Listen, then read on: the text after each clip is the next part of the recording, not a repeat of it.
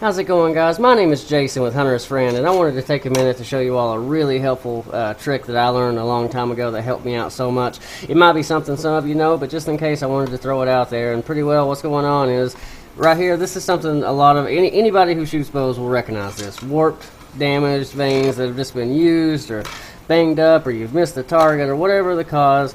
We've all seen warped vanes, and once they get to a certain point, they can start causing you problems. They can become less consistent, they won't fly right, who knows. And the first thing you think of doing is probably getting them refletched, or maybe even getting new arrows. That could be expensive.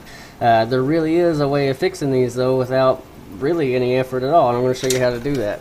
Like I said, when I first learned this, it was so helpful, and I was so happy. So hopefully this can help you guys out down the road. But all you need is heat, preferably a heat gun, and you can get. I've seen these for as low as $8. I've picked them up really cheap, but you can also do it with a really good hair dryer. But it would have to be one that got pretty hot. But a heat gun, like I said, it works best.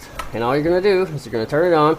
The one tip I could give you is to not heat up one spot too long, because you can melt the vane. But as long as you keep steady and keep moving, even the worst of the warped up vanes will become straight again. As long as they're not tore or anything like that, you can make them good as new. So let's give it a shot. These are pretty banged up, so let's see what happens.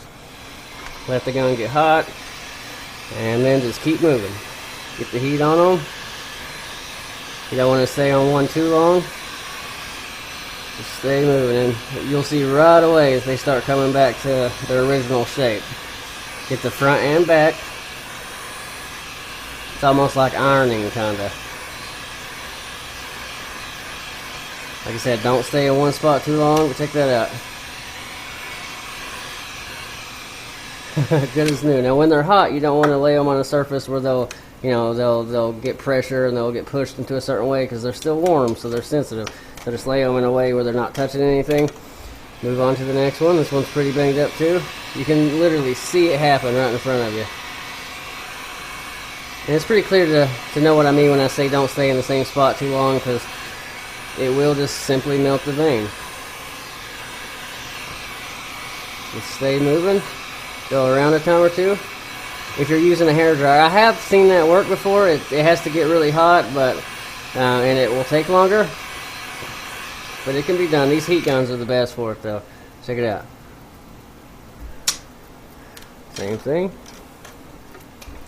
Move on to this next one. This one ain't as bad, but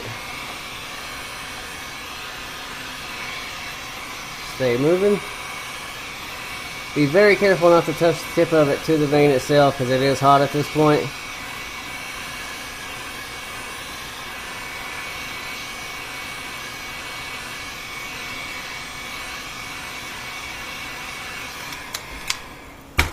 Check that out. Good as new.